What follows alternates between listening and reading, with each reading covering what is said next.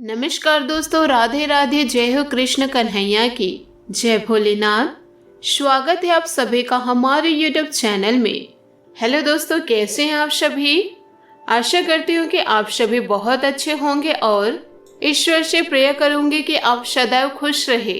दोस्तों, आज की यह वीडियो आप सभी के लिए बहुत ही ज्यादा इम्पोर्टेंट और खास रहने वाला है।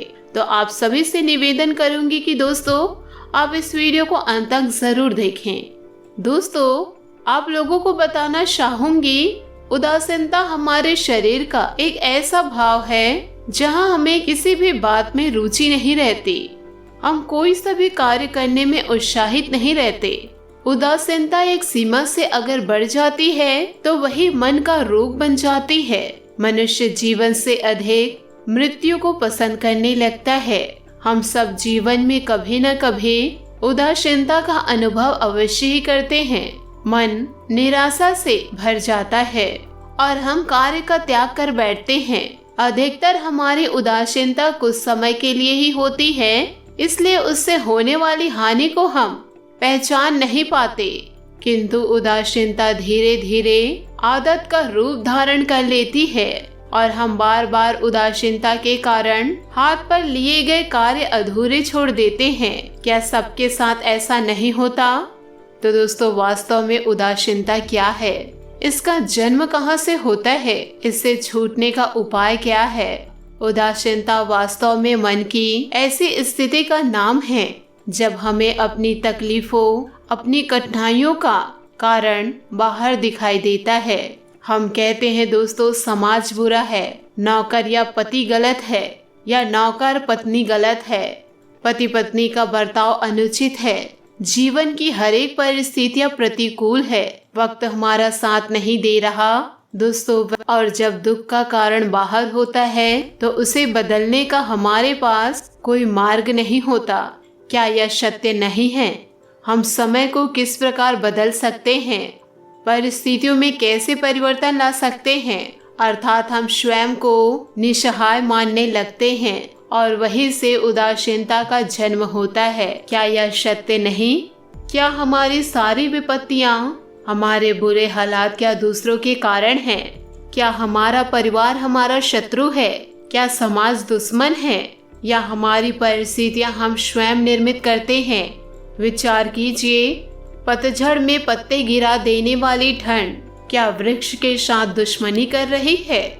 नहीं, ऋतु चक्र तो अपना कार्य करता है। उसे ना तो पेड़ के साथ दुश्मनी है और ना ही दोस्ती।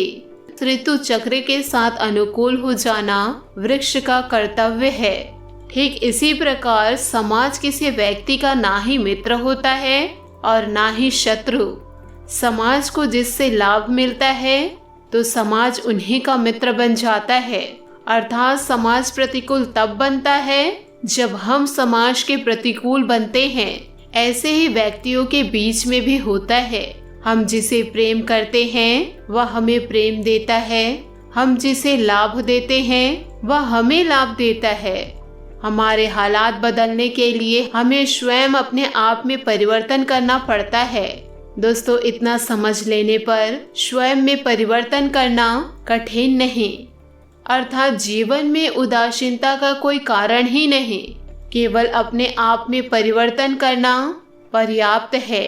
इसे दोस्तों अवश्य विचार कीजिएगा। दोस्तों, अगर जिंदगी में आपको गुलामी ही करनी है तो अपनी मेहनत और अपने सपनों की करना। नसीब की गुलामी करके आज तक किसी को कुछ नहीं मिला, क्योंकि नसीब एक कमजोरी को छुपाने के लिए बनाई गई एक गलत सोच है जिसने ना जाने कितने के सपनों को तबाह कर डाला। कहते हैं अगर खुद पर विश्वास हो तो दुनिया की हर एक चीज संभव है, क्योंकि दोस्तों विश्वास वो ताकत है जिसे जीवन के काले अंधेरों में भी उजाला लाया जा सकता है। दोस्तों, एक छोटी सी कहानी बताती हूँ जिसे सुनकर आपको नसीब पर से विश्वास उठ जाएगा। एक बार दोस्तों 4 लोग ऊंट पर बैठकर रेगिस्तान की सैर पर निकल पड़े। घूमते घूमते वह लोग बहुत दूर निकल जाते हैं। तभी एक रेत का तूफान आता है और वे सभी रास्ते भटक जाते हैं।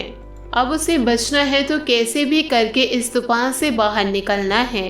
लेकिन दिशा का ज्ञान तो किसी को था ही नहीं और वह ऐसी जगह फंसे हैं जहां उन लोगों को सही रास्ता दिखाने वाला भी नहीं है। अब उसे कौन बचाएगा? और यह सब सोचकर एक आदमी अपना सर पकड़ लेता है और दोस्तों नसीब को कोसते हुए कहता है कि अब हम नहीं बचेंगे। और दोस्तों वह वहीं बैठ जाता है और बाकी लोग हिम्मत जुटाकर चलने लग जाते हैं। जब दूर तक रास्ता नहीं दिखाई देता है तो उसमें से दूसरा आदमी भी हिम्मत हार के बैठ जाता है। फिर कुछ और दूर जाने के बाद उसमें से तीसरा आदमी थक के बैठ जाता है। लेकिन दोस्तों उसमें से जो चौथा आदमी देखता है कि चारों ऊंट अभी भी चलते जा रहे हैं, उन्होंने हार ही नहीं मानी है।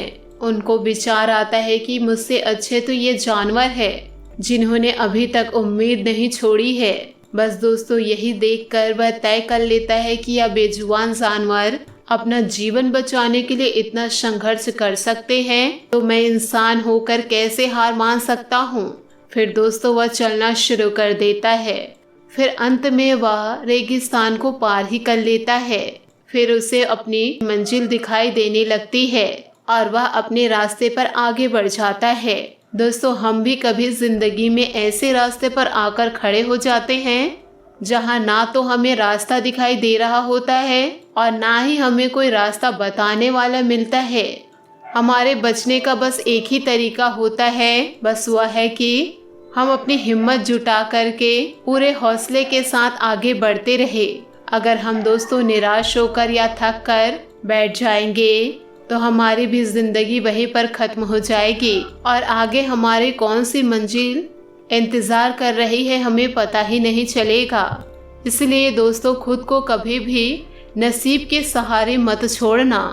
अगर तुमने अपने ऊपर आए मुसीबतों को नसीब समझ लिया तो दोस्तों आप जिंदगी भर ऐसी रोते रह जाओगे, लेकिन आप उन नसीबों को हरा दिया और यह गलत नसीबों का सामना करके उन्हें धूल चटा दी। फिर दोस्तों आप अपनी सफलता की कहानी लोगों को सुनाओगे।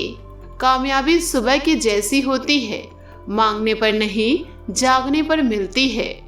हम यह नियंत्रित नहीं कर सकते कि जीवन में आगे क्या होगा, लेकिन हम निश्चित रूप से यह नियंत्रित कर सकते हैं कि आने वाली परिस्थितियों को कैसे संभाला जाए।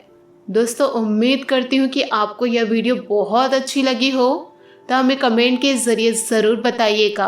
और यदि आप हमारे चैनल पर नए हैं तो चैनल को सब्सक्राइब करके बेल आइकन को प्रेस करके ऑल पर सेलेक्ट करिएगा, ताकि ऐसे ही ज्ञानवर्धक वीडियो आपको समय से मिल सके और इसका लाभ आप उठा सके।